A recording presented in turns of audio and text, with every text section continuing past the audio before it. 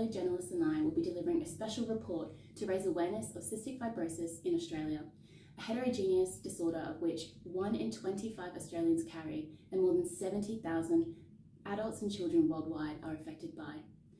This life-limiting disease is caused by a mutation of the cystic fibrosis conductance regulator gene, which causes the gene's protein to become dysfunctional, resulting in an inability to transport chloride to the cell's surface to attract water. A healthy individual with a functioning CFTR protein will produce a thin mucus that is slippery to protect the lining of airways, digestive tract, and other organs and tissues.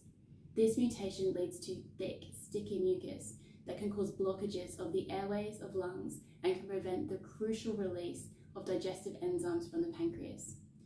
We now cross live to the Griffith Research Laboratories, where my colleague Kyla Rumbelow has met with researchers to find out more about the causes and risk factors of this disease.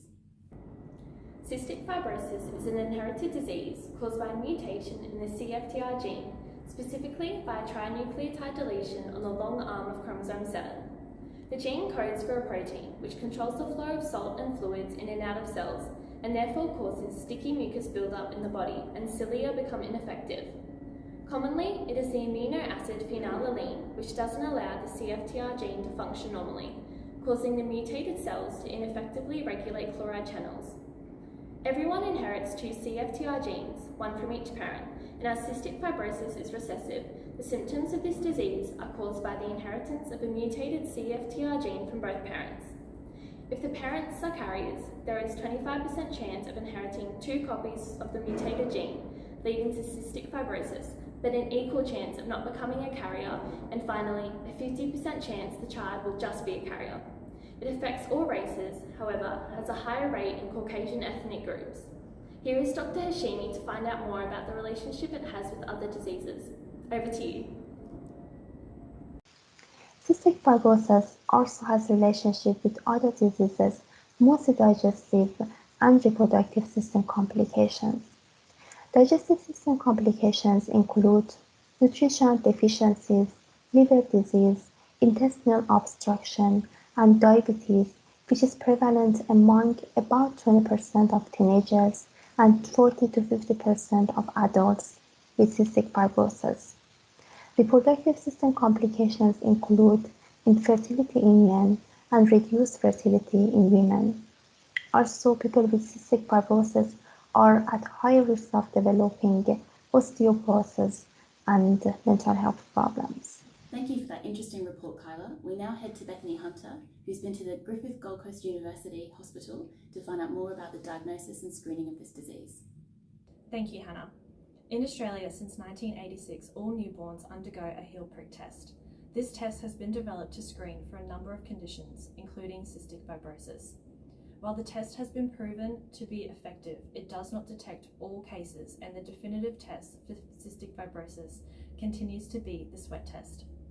Cystic fibrosis presented itself in the human genome about 5,000 years ago, and it has continued to survive and spread since. Carriers are symptomless and live normal lives and are completely unaware of their CF status, yet have every chance of passing on the gene to the next generation.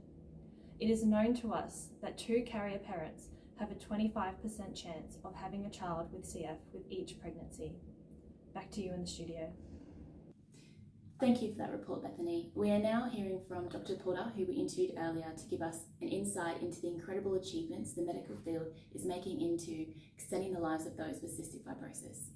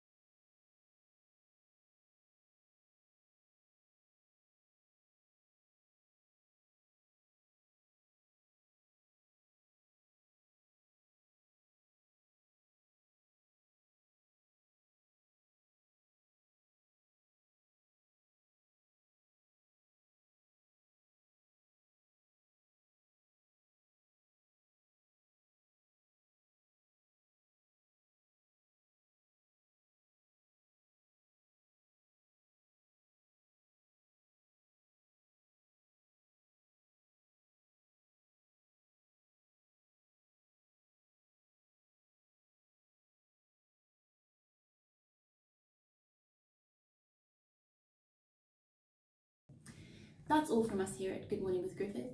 If you'd like to find out more about cystic fibrosis, how to donate or volunteer, please head to the website listed below. Thank you for watching.